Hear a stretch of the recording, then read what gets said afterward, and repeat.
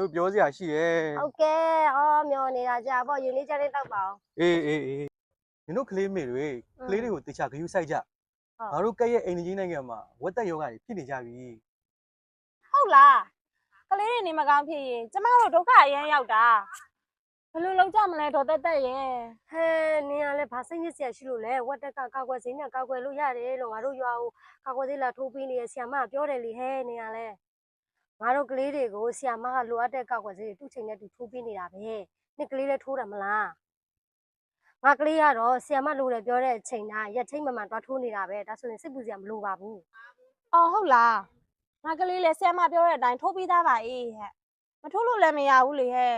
ဆရာမကထိုးရမယ့်ရအချိန်တန်လို့လာမထိုးရင်အင်ထိလိုက်ခေါ်တာအေးအဲ့ဒါကြောင့်မို့ငါကလေးလည်းထိုးရတိုက်ရမယ့်ကာကွယ်ဆေးတွေအကုန်ထိုးပြီးတိုက်ပြီးသားပါအေးအော်ဒါနဲ့ဝတ်သက်ကာကွယ်ဆေးတွေကဘယ်အသက်တွေမှာထိုးတာလဲငါမမီတော့လို့ထိုးရမယ့်ဆေးတွေကလည်းများတယ်လေဟဲ့ ဟဲနင်ကလည်းဖြစ်ရမယ်ဝက်တက်ကောက်ွယ်စေးကလေးအသက်6လမှာထိုးရတာလေဟဲနင်ကလည်း အေးဟုတ်တာဆရာမကတော့ပြောတယ်ဒီချောင်းဆရာမကိုသွားမိကြည့်အောင်ပါပါ တော်သေးတာပေါ့အေးနင်တို့ကလေးထိုးထားပြီးသားဖြစ်လို့တခြားကလေးအမေကိုလည်းပြောလိုက်ကြအောင်နော်ကာကွယ်ဆေးလေးထိုးရုံနဲ့ကာကွယ်လို့ရယောဂတွေမဖြစ်ဖို့နဲ့အဲ့ယောဂတွေကြောက်မသိဖို့ကအရေးကြီးတယ်နော်အဲ့ယောဂတွေနဲ့သိလို့ရှိရင်နှမျိုးစရာအရန်ကောင်းတာနော်နင်တို့ကလေးတွေကိုနီးလဲမမှန်ချစ်တတ်ဖို့ကအရေးကြီးတယ်တခြားနိုင်ငံတွေမှာဒီယောဂတွေဖြစ်ကြဒီယောဂတွေကြောက်တေကြနဲ့နှမျိုးဖို့အရန်ကောင်းတာ ဟုတ်ကဲ့ပါဦးအောင်မောင်ရအခုလိုသတင်းလေးတွေပြောပေးတဲ့အတွက်ကျေးဇူးတင်ပါတယ်ကျမတို့ပို့ပြီးစိတ်ချရအောင်ဆရာမကိုသွားမိလိုက်ပါဦးမယ်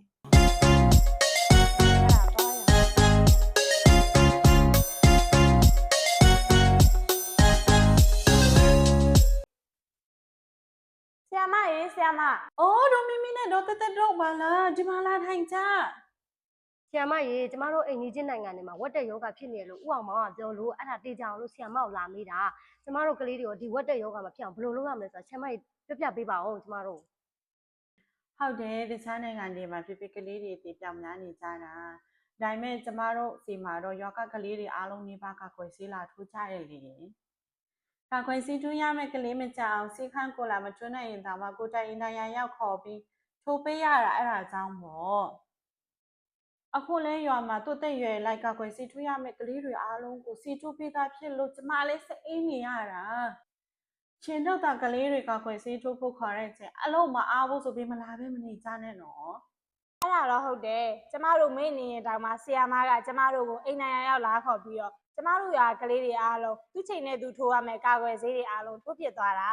ကျေးဇူးတင်ပါတယ်ဆရာမရဲ့ ဆရာမဝဲကျေးဇူးတင်မနေနဲ့ဒီကာကွယ်ဆေးတွေကိုဝယ်ဖို့ခွင့်ပြုပေးတဲ့နိုင်ငံတော်ဆိုရအောင်ကျေးဇူးတင်ရမှာ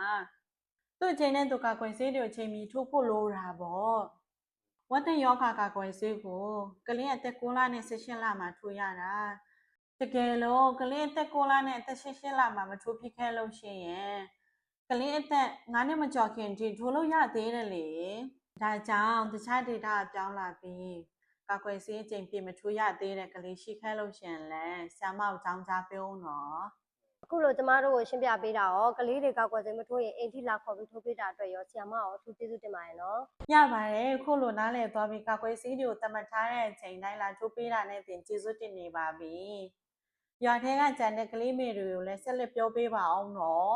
ကျေးဇူးတင်ပါတယ်နော် မျိုးဆက်တိုင်းကိုကာကွယ်ထားကာကွယ်စေရဲ့စွမ်းပက